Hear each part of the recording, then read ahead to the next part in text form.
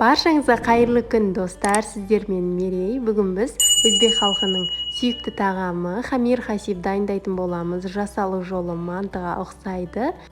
Видеоның соңына дейін қарап, маған жазылуды ұмытпаңыз. Алдымен біз қамырымызды дайындап аламыз. Ыдысқа жылы суымызды, тұзымызды және жұмыртқамызды салып, силиконды қасықтың көмегімен араластырып аламыз. Үстіне ұнымызды салып, қамыр илейтін боламыз. Еттің қамыры және де мантының қамырына ұқсас қаттылау болып иленеді. Барлық керек заттарды видеоның астына, яғни описанияға жазып қоямын. Иленген қамырымызды 20 минутқа пакетке алып салып қоямыз. Салмасын дайындайтын боламыз. Салмасына фарш және де ұсақтап туралған пияз бен көк пияз және піскен күріш қажет болады. 2 стакан суға 1 стакан күрішті салып пісіріп алдым. Үстіне тұзымызды, бұрышымызды салып, жақсылап араластырып дайындап аламыз.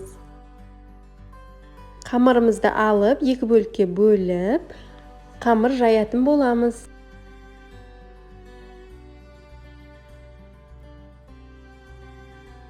Дөңгелетіп жайып алып, ұзын жолақтарға кесіп, квадрат етіп бөлетін боламыз. Қамырымызды жұқа етіп жаямыз. Квадрат бөліктердің ішіне салмамызды салып шығамыз. Бұл тағам жасап көріңіздер, өте ерекше әрі дәмді болып шығады.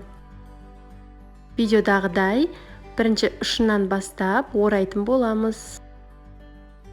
Барлық квадрат бөліктерді осылай орап, дайындап шығамыз. Және де мантаварка деп пісіретін боламыз. Параварка деп пісірсеңіздер де болады. Мантаваркамыздың листісіне сұйық май жағып, үстіне дайындаған қамырымызды қойып, үстін тағы майлап шығамыз. Және 40 минутта пістіріп аламыз.